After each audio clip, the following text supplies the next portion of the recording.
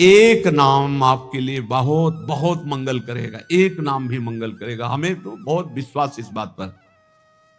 एक बार जिन नाम ली हित सो होय अति दीन। एक नाम त्रैलोक कहीं तारे। बहुत नाम की अपार महिमा है। थोड़ा तो बेपरवाह हो जाओ, कभी एक चुल्लू जल न चढ़ाओ, कभी एक फूल न चढ़ाओ, कुछ न करो तुम, बस अंदर से राधा राधा राधा सब हो गया। सब कर रहे हो, अंदर से विषय चिंतन चल रहा है, प्रभु अभी कोई फल नहीं मिला। अंदर से राधा राधा, अंदर से मैं लाडली जो आपका। ये बिल्कुल रोज की पढ़ाई है, केवल भगवत प्राप्ति के लिए ये बैठा लीजिए। लेकिन अंदर बोले राधा, इसको कोई नहीं खत्म कर सकता, ये अविनाशी हो गया।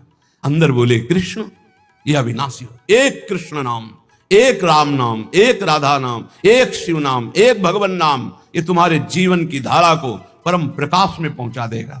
मान लीजिए, प्रायः मन को नाम जब अच्छा नहीं लगता और बाहरी व्यवहार चाहे जितना बड़ा धार्मिक करवा लो, सब में राजी हो जाएगा। और जब कोई परिचय देता है तो बाहरी परिचय देता है अपने को, बाहरी परिचय। मैं अमुक जगह का अमुक हूं, अपना दो चार लोग होते हैं सब ऐसा ऐसा ऐसा, ये तो इतने दिनों से ये नहीं, इतने दिनों, ये सब है बाहरी। अंतर में कहां हो आप? आपकी स्थिति अंतर की वृत्ति कहां है?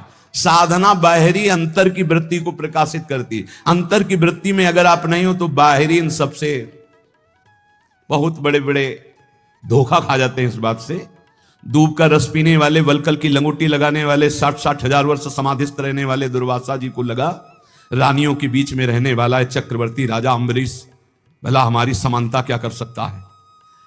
अम्बरीश जी का आंतरिक बहुत ऊंचाई पर इस चिंतन था। सावई मन कृष्ण पदारविंदयो, ये बात बहुत बड़ी होती है। प्राय जहां लिखा पढ़ी होती है या बताया जाता है, वो सब बाहरी बातें बताई जाती है। ये कोई बता ही नहीं सकता कि रात्रि में बैठ जाते हैं और 8-8 घंटे केवल रोते रहते हैं, क्योंकि वहां कोई देखने वाला नहीं होगा और रोने वाला बता ही नहीं सकता है। और इसी से भगवत प्रेम से ही सब स्थितियां जागृत होती, सब दिव्यताएं होती। ये बाहरी दिखावे में मत, बाहरी ये कुछ बोल, तुमसे पूछा जाए तुम कौन हो, तो बोलने की हिम्मत न रह जाए, यही उत्तर है तुम्हारा। यहां तो पूछा ही नहीं जाता है, अपने आप सब बताते हैं अमुक ईश्वर है, अमुक ईश्वर लगते हैं, ईश्वर लगते हैं, सीधे ईश्वर लगते हैं। दास बनना तो बहुत बड़ी बात है। दास तो कोई महापुरुष ही बोलता है, नहीं सब ईश्वर ही बोलते हैं अपने को। ईश्वर से नीचे कोई नहीं बोलता। ये वात्सल्य दास को प्राप्त होता है। ध्यान रखना, जहां हम कह रहे हैं कि भगवत प्राप्ति निश्चित है, वहां इस बात की दासता से, नाम में, रूप में, लीला में, धाम में आश्रित हैं। अपना कोई बल नहीं, अपने सबसे छोटे तो बहुत बड़े पद में पहुंच जाओगे। महाप्रभु चैतन्य देव जी कहे तृणादपि सुनी चेन, भला इसका कोई परिचय देगा कहीं जाके, मैं बहुत नीच अधम हूं, ऐसा परिचय कोई थोड़ी देता नहीं, मैं अमुक अमुक अमुक हूं। और आचार्य महापुरुष जन कह रहे हैं कि ऊंचाई पर कौन चढ़ता है? बोले तृणादपि सुनीचेन, सुनीचेन तरोरिव सहिष्णुना अमानिना मानदेन कीर्तनीया सदा हरि। सही मार्ग में चलने पर भगवान की कृपा स्वयं बरसती है। हमने बाहरी ये किया, बाहरी ये किया, बाहरी ये किया, तो उसका फल आना चाहिए कि हमने किया ये भूल जाए और प्रभु की याद में खो जाए। कोई भाव नहीं है, कोई भक्ति नहीं है, लेकिन वो हरि हरि हरे नमः ऐसा उच्चारण करता है। तो बोले दुष्ट चित्त वाले के भी सारे पाप नष्ट हो करके वो भगवत प्राप्ति का अधिकारी हो जाता है। जो हरि हरि हरि, और जो हरि रसना राधा राधा रट, और हरि की रसना जब राधा राधा रट रही और फिर आप राधा राधा बोलेंगे तो आपको भगवत प्राप्ति, कौन सी दुर्लभ बात है। ये दो अक्षर हरि जिसकी जिह्वा के अग्रभाग पर विराजमान होते हैं, सा विष्णु लोक मापनोति पुनरावृत्ति दुर्लभम, उसका जन्म नहीं होगा दोबारा। वो विष्णु लोक बैकुंठ धाम को जाएगा जो हरि हरि बोलेगा, जो राधा राधा बोलेगा तो वृंदावन धाम आएगा। एक बड़े महापुरुष हमें मिले थे, उन्होंने ये इसकी व्याख्या करके बताई थी, संतुष्टायन केनवा। बोले हर परिस्थिति में प्रसन्न रहो, कैसी एन केनवा, कैसी भी परिस्थिति हो।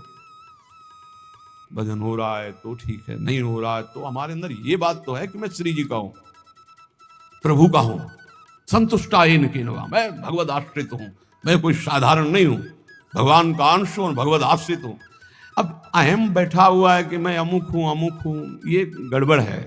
अगर ये अहम बैठ जाए ना, प्रभु का हूं, भजन एक एक वृत्ति स्वाभाविक पकड़ लेगी।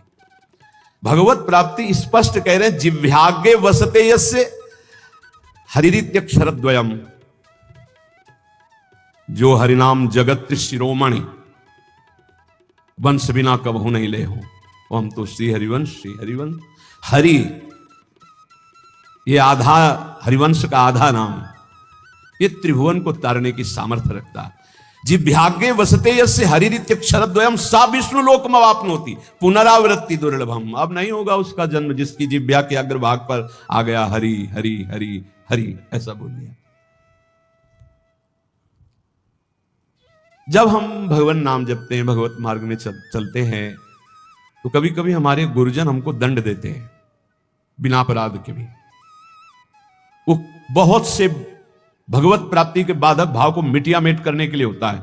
तो यहां कह रहे, पुंसाम श्लाघ्य तमम मन्ने दंडमर्हत्तमार्पितम यम न माता पिता भ्राता सुहृदश्चादि शांति। संसारिक लोग गुरुजनों के भाव को जानते नहीं, इनके रिश्ते नाते में बड़ी दम होती है।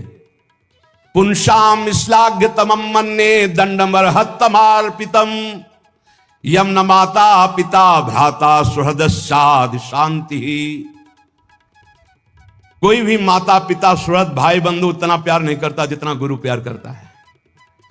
अपने पूजनीय गुरुजनों के द्वारा दिया हुआ दंड परम मंगल परम वांछनीय है, चाह करना चाहिए। हमारे गुरुदेव हमारी त्रुटि को कभी क्षमा न करें, मुझे दंड दे। हे भगवान, मेरे गुरुदेव मुझे कभी क्षमा न करें, मुझे दंड दे, जिससे मैं निर्मल होकर गुरुदेव की आज्ञा पालन करने वाला बनूं। पुंसाम श्लाघ्य तमम मन्ने दंडमर्हत्तमार्पितम। गुरु दंड दे दिए। कभी गुरु अपने कर कमल से एक दो चपत लगा दे तो एकांत में बैठ के इस बात के लिए रोना चाहिए कि आज जो गंगा स्नान से भी पवित्रता नहीं हो पाती मुझ जैसे अदम की, आज गुरु ने पवित्र कर दिया, आज पावन कर दिया गुरु ने। अपने पूजनीय गुरुजनों के द्वारा जो दिया हुआ दंड होता है वो जीव मात्र के लिए परम मंगल परम वांछनीय होता है।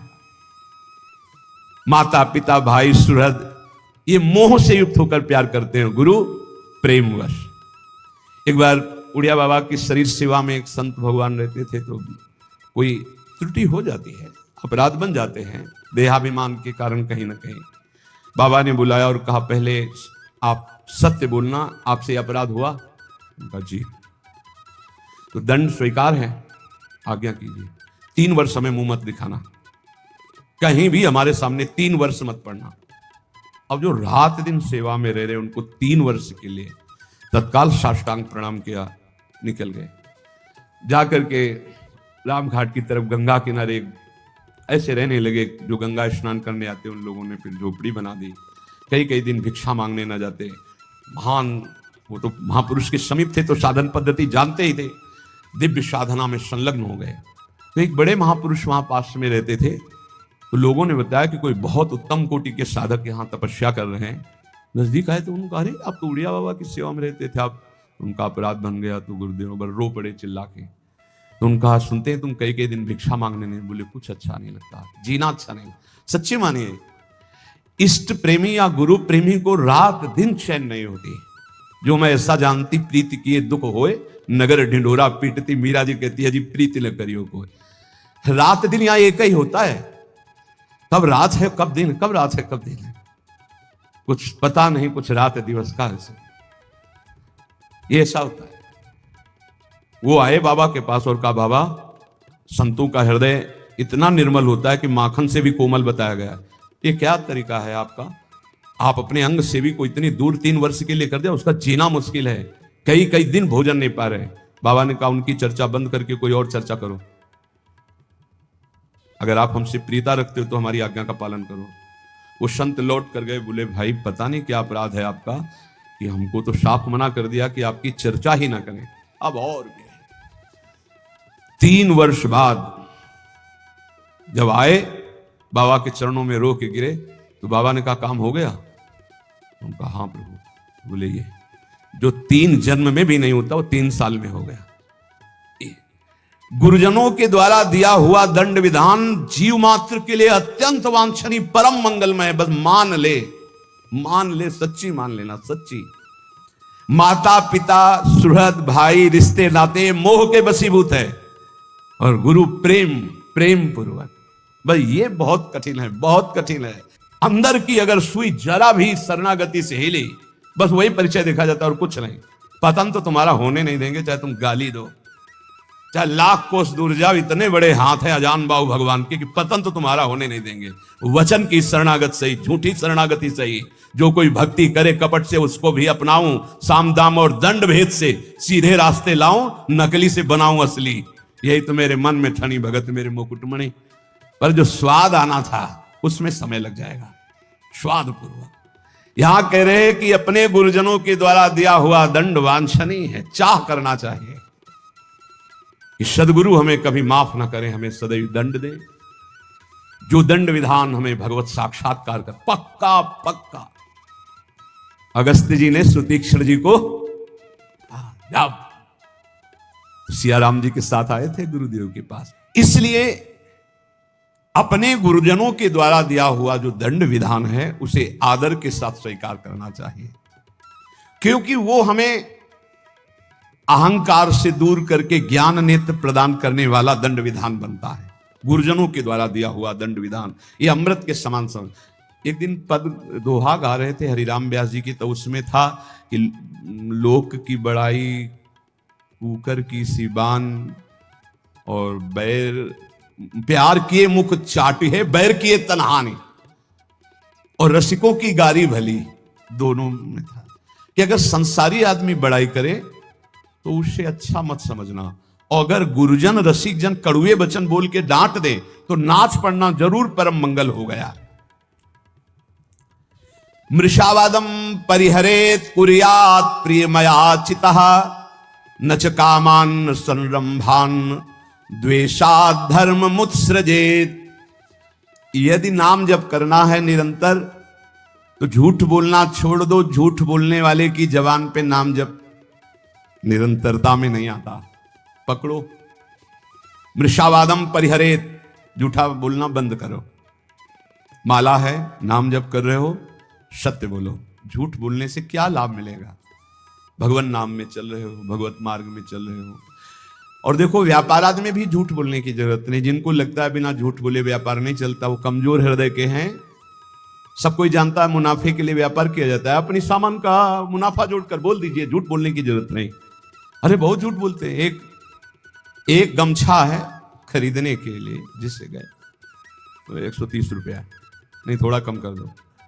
वो तुम्हें बताएं, कसम से कहते हैं 120 का लाए हैं। अब 120 का तुम ले ही ले, तुम्हारे लिए हम कसम बोलने की क्या जरूरत है? झूठ क्यों बोल गए भाई? 130 का हम दे रहे हैं, तुम्हें लेना लीजिए, नहीं दूसरी दुकान दीजिए। ज्यादा उसमें चापलूसी या झूठ बोलने की जरूरत नहीं।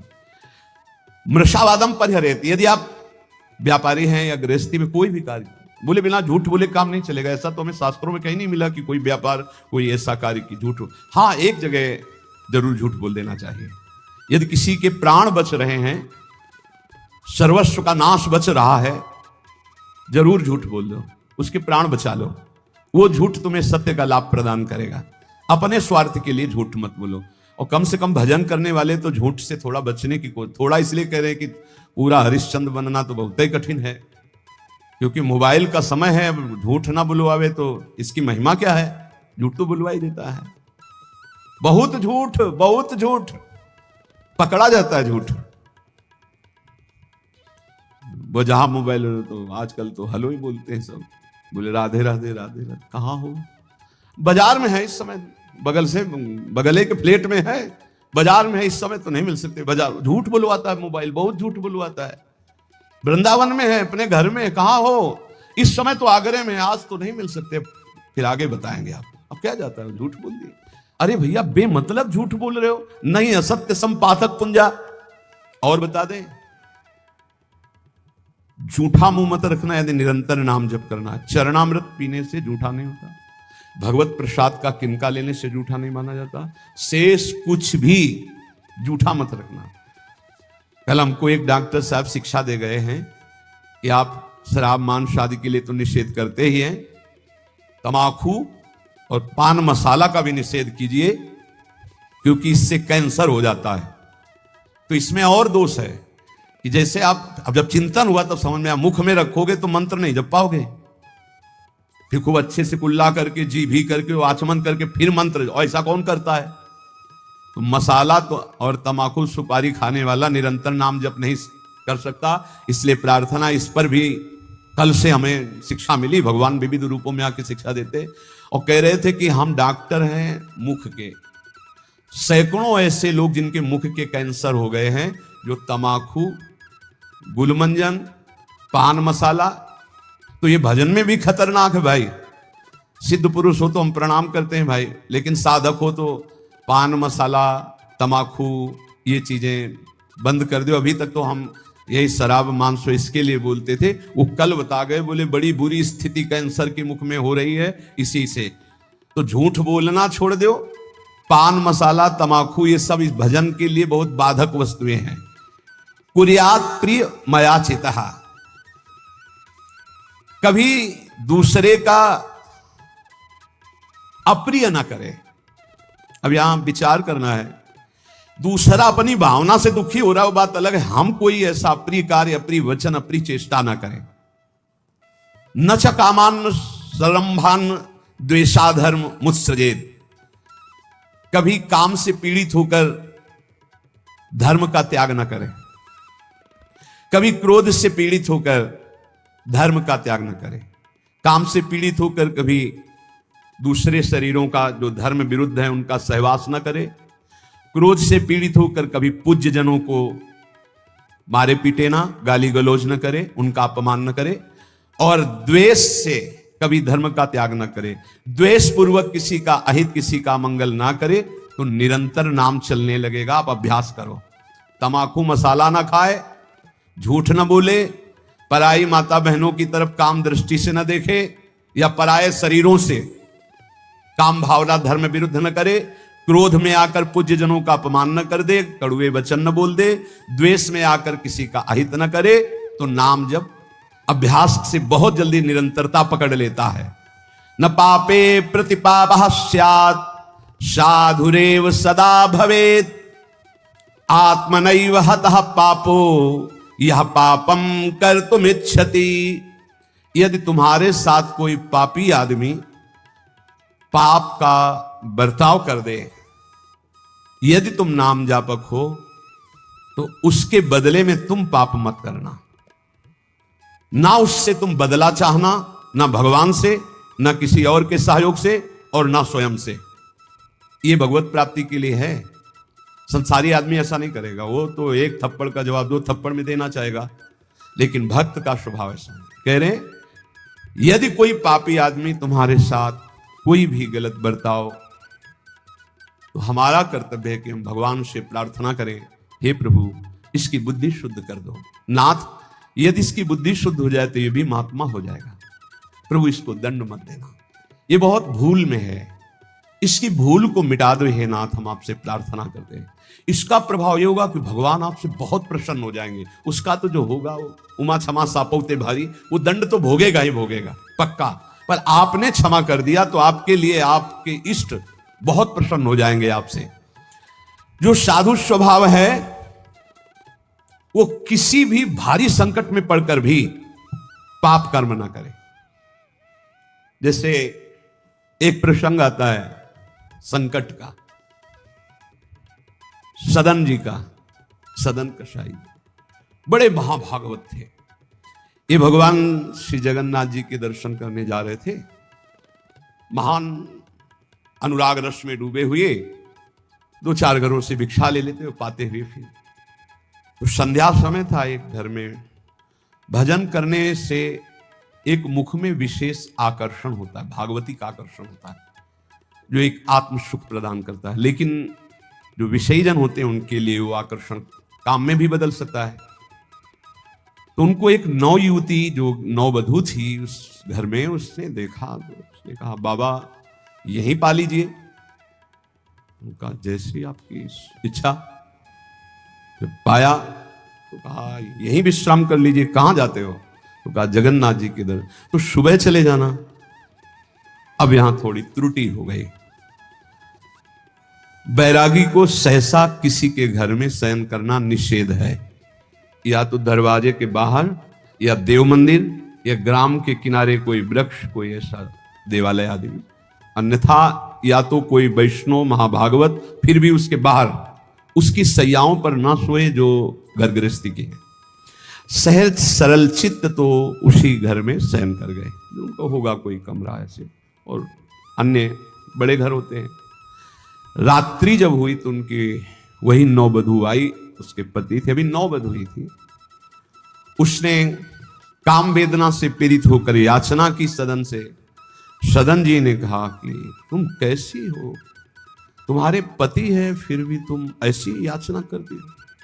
चली गई। उनको लगा कि शायद समझ आ गई हो, उसने जाके पति की हत्या कर दी। उसको लगा कि ये इसलिए बड़ा काम पापी स्वभाव का होता है। जब बुद्धि में बैठ जाता है वो कुछ भी पाप पूरे परिवार को मार सकता है, ऐसा है। बहुत ऐसी घटनाएं सुनने को मिलती है। वो आयुष ने कहा पति की हत्या कर दी, अब तो स्वतंत्र होना, अब तो भयरहित हो। उनका धूर्त कहें कि ये हमने कब कहा, ये महत अपराध करने वाली तू है। तो उसने कहा होश में अगर हल्ला मचा दिया तो जान से मार डाले जाओगे यहीं। उन्होंने विचार किया कि बात तो सत्य है। तो उनका धर्म में प्राण त्याग देना सही है, लेकिन अधर्माचरण करना सही नहीं। तो उनका देवी तो चाहे जो कुछ करना चाहे कर ले, पर मैं धर्म विरुद्ध आचरण नहीं करूंगा। उसने हल्ला मचा दिया। गांव के लोग एकत्रित हो गए। क्या ये साधु नहीं है, ढोंगी है, इसको हमने बड़े सम्मान से भोजन पवाया और अपने घर में वास दिया। ये रात्रि में कुछ धर्म विरुद्ध आचरण करना चाहा था, मेरे पति ने विरोध किया तो पति का गला काट दिया। अब मेरे साथ मनमानी करना चाहता था तो मैंने आवाज लगा दी, आप लोग मेरी रक्षा कीजिए। बंदी बना लिए गए, राज दरबार में पेश किए गए। राजा ने पूछा कि आप अपराध किया? एक बार उन्होंने कहा कि नहीं। तो उस स्त्री ने कहा ये झूठा है, ये दंभी है, पाखंडी है, साधु नहीं है, वो महापुरुष थे। राजा ने पुनः पूछा तुमने अपराध किया? तो उनका ये जो देवी कह रही उसी के अनुसार मुझे दंड दिया जाए, क्योंकि भगवान की इच्छा, इसीलिए सब विधान बना। दोनों हाथ यहां से काट लिए गए, हाथ कटवा लिया, धर्म विरुद्ध आचरण। अब कुछ ऐसे लेप लगाए गए जिससे रक्त रुक गया। जगन्नाथ जी के दर्शन करने गए तो बहुत हंसे प्रभु से, क्योंकि वो सच्चे थे। उन्होंने कहा प्रभु आप जानते हैं फिर भी ये लीला, अगर आज हाथ होते तो मैं हाथ जोड़कर आपको प्रणाम करता, पर स्वीकार करो आप हमारा। और जे ही ऐसे किया तो नवीन हाथ उनके प्रकट हो गए। सच्ची मानिए। कह रहे यहां कि आत्मनैव हतः पापो यह पापम कर्तुम इच्छति, पापानाम विद्याधिष्ठानम लोभमेव द्विजोत्तम, लुब्धा पापम विवश्यन्ति नरानाति बहुश्रुताः। किसी भी लोभ या किसी धर्म संकट में फंस करके भी पाप आचरण नहीं करना चाहिए। कभी कई तरह के ऐसे धर्म संकट भक्तों के जीवन में आते हैं, उस समय आप अपने आराध्य देव की निष्ठा में रहो। प्राण भी चले गए तो भगवान की प्राप्ति हो जाएगी, लेकिन धर्म भ्रष्ट हो गए तो क्या? पापाचरण से बचने की चेष्टा करो, निरंतर नाम जप करो, कोई व्यसन ना करो, सहसा झूठ मत बोलो, तो तुम्हारे हृदय में निरंतर नाम की वृत्ति स्थायी आ जाएगी। नाम